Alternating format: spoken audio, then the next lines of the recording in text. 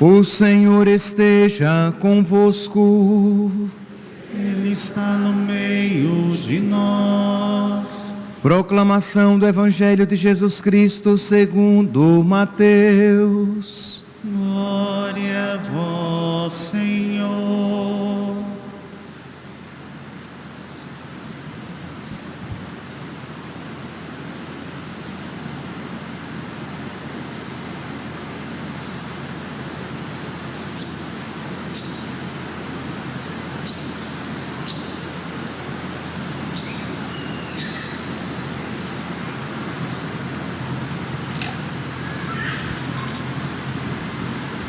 Naquele tempo, os fariseus fizeram um plano para apanhar Jesus em alguma palavra. Então mandaram os seus discípulos, junto com alguns do partido de Herodes, para dizerem a Jesus: Mestre, sabemos que és verdadeiro e que de fato ensinas o caminho de Deus.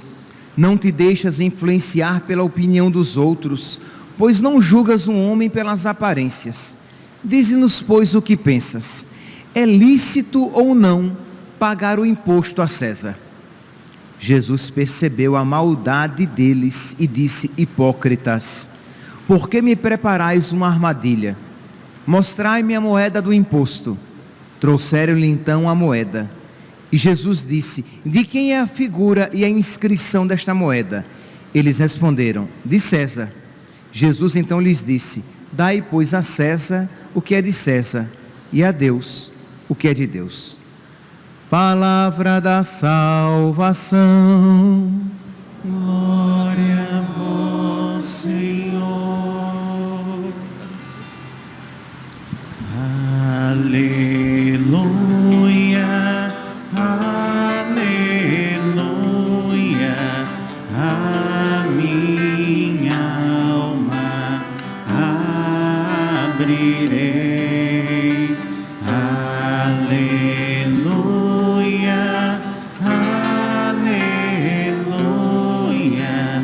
Cristo é meu Rei. Dai, pois, a César o que é de César, e a Deus o que é de Deus. Nós poderíamos dizer que esta frase de Jesus, ela é o centro e o coração do Evangelho de hoje, da liturgia, da palavra de hoje. Para que nós entendamos bem, nós temos que ver aqui o contexto. Para aqueles que tiveram oportunidade de durante a semana ouvir os evangelhos proclamados, vocês veem que está aqui havendo uma crise entre Jesus e os fariseus. Jesus mostrando o pecado, a hipocrisia dos fariseus, dos doutores da lei, dos mestres da lei, e eles começam então a desejar a morte de nosso Senhor. E eles tomam, a partir daqui, eles tomam esta decisão de matar nosso Senhor. Só que eles querem um motivo que justifique a sua morte. Então diz aqui, que eles mandaram então, eles fizeram um plano para apanhar Jesus em alguma palavra. Estamos em Mateus, capítulo 22, versículo 15. Os fariseus fizeram um plano para apanhar Jesus numa palavra. Para quê?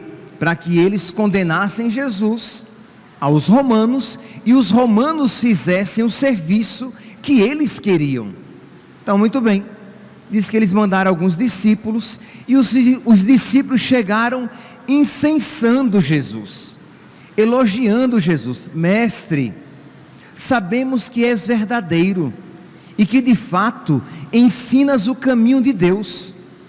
Não te deixas influenciar pela opinião dos outros, pois julgas um homem não pelas aparências. Dize-nos, pois, o que pensas. Então, o que eles disseram era verdade. Jesus é verdadeiro, Jesus ensina o caminho de Deus, e Jesus não julga pelas aparências, porque ele vê os corações. Aí vem a pergunta capciosa: é lícito ou não pagar o imposto a César? Ora, se Jesus dissesse Os romanos tinham invadido Israel e dominava e oprimia Israel. Existiam os coletores de impostos em nome dos romanos. Então, se Jesus dissesse, é lícito pagar o imposto, os israelitas, os judeus, ficariam com raiva de Jesus, chamando-o de colaborador dos romanos. Mas se Jesus dissesse, não é lícito pagar, eles poderiam então pegar Jesus e entregar aos romanos para que ele fosse morto. Então Jesus estava ali numa situação, como nós dizemos, numa sinuca de bico. Se ele dissesse uma coisa, ele seria condenado pelo povo.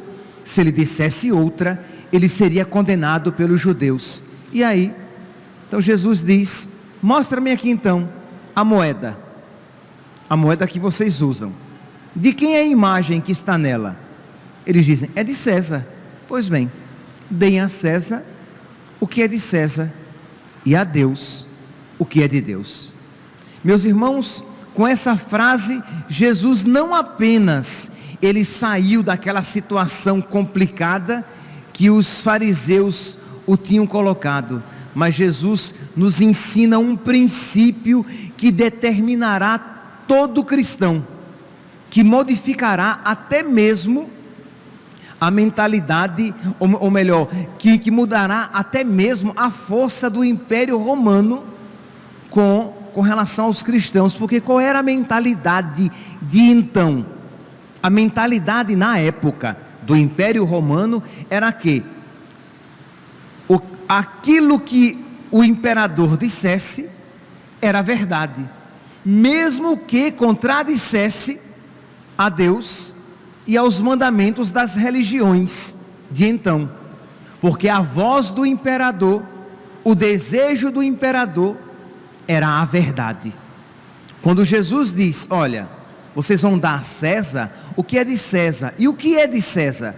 As coisas políticas, civis, mas vocês vão dar a Deus o que é de Deus, as vossas almas. São Pedro bem entendeu essa afirmação de Jesus, quando lá nos Atos dos Apóstolos, depois, muito tempo depois, nos Atos dos Apóstolos, no capítulo 5, versículo 29, São Pedro vai dizer, mais importa obedecer a Deus que aos homens. Isto é, São Pedro, ele nos mostra aqui que é possível uma desobediência civil por causa de uma obediência a Deus. E isto tudo começou com esta frase, dai a César o que é de César e dai a Deus o que é de Deus. E meus irmãos, os cristãos aprenderam. Ontem nós celebrávamos, dia 17 de outubro, nós celebrávamos Santo Inácio de Antioquia. E o que é que foi pedido daquele bispo? Foi pedido àquele bispo que ele não ensinasse que os cristãos não deveriam sacrificar aos ídolos. E foi pedido àquele bispo que ele fizesse o mesmo, que ele sacrificasse aos ídolos. E meus santos, o que era sacrificar aos ídolos? Sacrificar aos ídolos era que um cristão fosse diante de uma imagem do imperador, e diante da imagem do imperador tinha uma grande fornalha, um turíbulo grande, digamos, e todo cidadão pegava um punhadinho de incenso, esse incenso que vocês viram agora, um punhadinho, um tiquinho de incenso, e jogasse naquela fornalha diante do imperador. Aquilo mostrava que você tinha o imperador como divino, e aquele gesto significava de que você o tinha acima de todas as leis, acima de todas as coisas.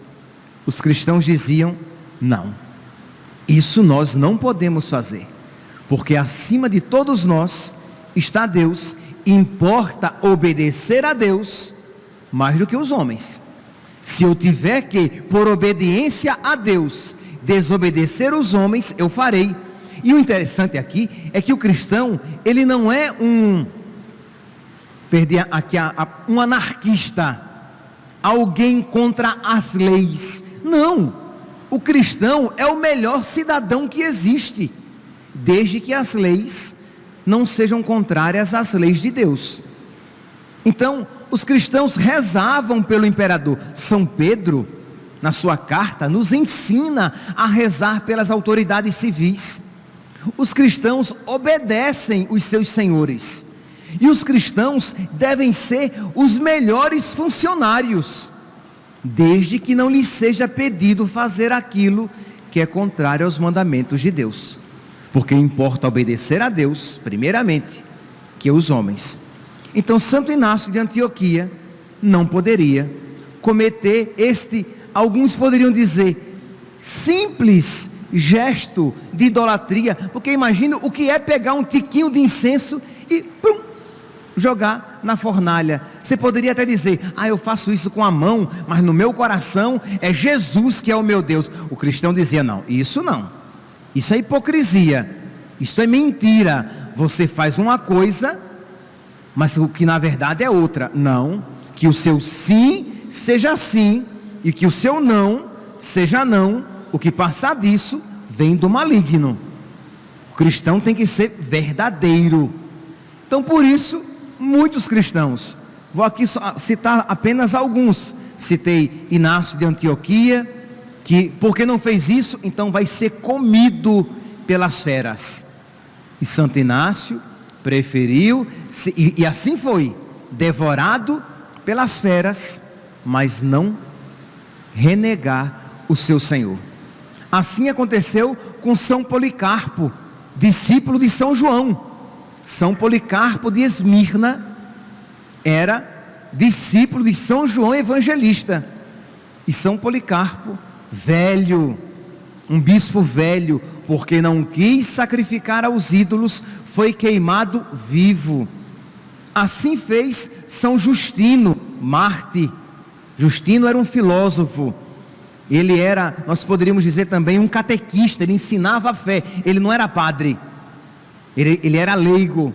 E São Justino foi preso e disseram, sacrifica aos ídolos. Ele era considerado em Roma.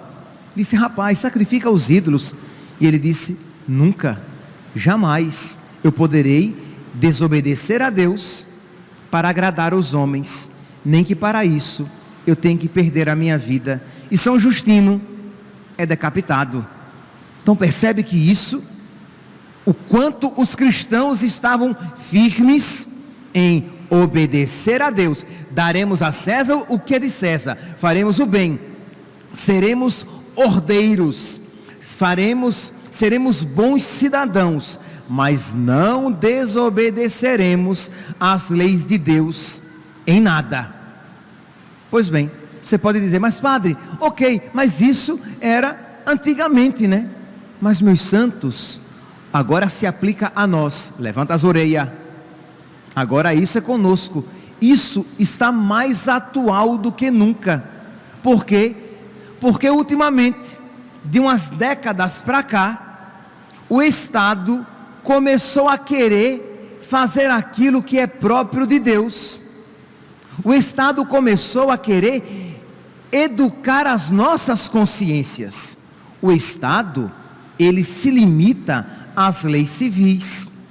A escola, ela se limita a ensinar coisas, não a educar as nossas almas.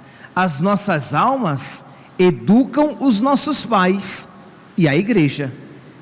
Aí você diz, mas padre, mas por que a igreja educa as nossas almas?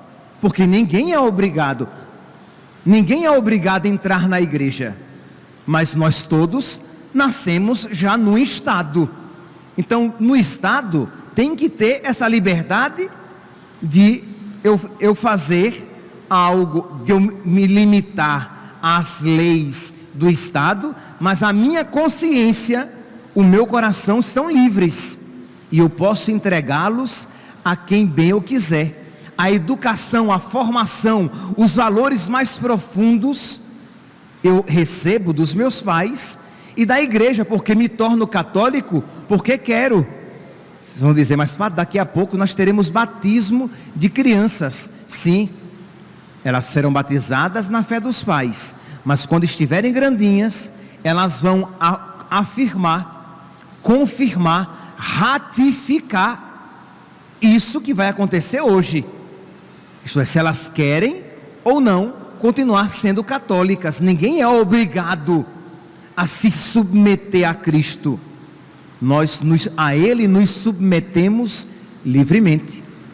Então, por isso que o católico, ele nunca, por mais que o Estado diga, o católico, ele sempre vai dizer: ah, padre, agora não é mais, digamos, vou dar aqui vários exemplos, e que alguns deles ainda não estão acontecendo em plenitude. Aí vem, padre, para o Estado não é crime cometer aborto, mas para o católico será sempre pecado. E o católico, não obstante o Estado diga que é lícito, o cristão sempre dirá que aquilo é ilícito e mal, porque importa obedecer a Deus que aos homens. E se alguém me obrigar a isso fazer, se houver aqui algum médico, algum enfermeiro que se sentiu coagido a prescrever um remédio que cause o aborto, ou a assistir um aborto, a ajudar um aborto, você tem todo o direito de consciência de dizer não. Isso eu não faço, porque vai de encontro, é contrário às minhas convicções religiosas. Importa obedecer a Deus que aos homens. Ah, padre, e se por acaso chegar um momento em que eu seja preso, ou eu perca o emprego? Meu santo, os cristãos perdiam a vida. Eu acho que o emprego é menos valioso do que a sua vida. Mas padre, pelo amor de Deus, é difícil, né? É, meu santo. E sabe qual é o problema? Nós achávamos que os cristãos de outrora viviam num bem bom, quando eles sofriam para ser de Cristo. Quando Jesus dizia: quem quiser ganhar a sua vida vai perdê-la, mas quem perder a sua vida por causa de mim vai ganhá-la. Ora, se você crê que existe uma outra vida reservada para você, você diz: padre, vai ser dureza, mas eu não vou obedecer a Deus, eu não vou obedecer aos homens e desobedecer a Deus. Dai a César o que é de César. Serei um bom cidadão, serei um bom profissional, mas fazer aquilo que desagrada a Deus, jamais. Se você aqui é professor, se você que acompanha pelas redes sociais é professor, e se vier uma lei que diga você nas escolas, você vai ensinar que mesmo que você nasça com a estrutura física de menino, você pode ser menina se você quiser. E mesmo se você nascer com a estrutura física de menina, você pode ser menino se você quiser, porque a gente é o que a gente quer ser. Um cristão, ele diz: isso eu não posso ensinar. E um pai diz: isso eu não quero que a escola ensine, porque isso não cabe à escola. A escola cabe ensinar matemática, português, geografia, história, literatura, inglês, espanhol. Os valores que tocam a alma do meu filho, ensino eu e a igreja, porque livremente lá estou. Percebe, meus santos? Mas o Estado, ele quer ser Deus, e ele quer que nós digamos amém aquilo que cabe a Deus dizer. Mas padre, e se isso acontecer, e se o senhor falando isso, daqui a pouco o senhor vai ser preso? Mas São Policarpo, ele foi queimado vivo. Santo Inácio de Antioquia foi comido pelas feras. São Justino foi decapitado. E por que nós cristãos vamos ter medo de ser presos? Por que é que nós cristãos vamos ter medo de ser caluniados? Porque hoje em dia, o martírio de hoje em dia, ele é mais sutil. Ele vem por meio da calúnia, da difamação.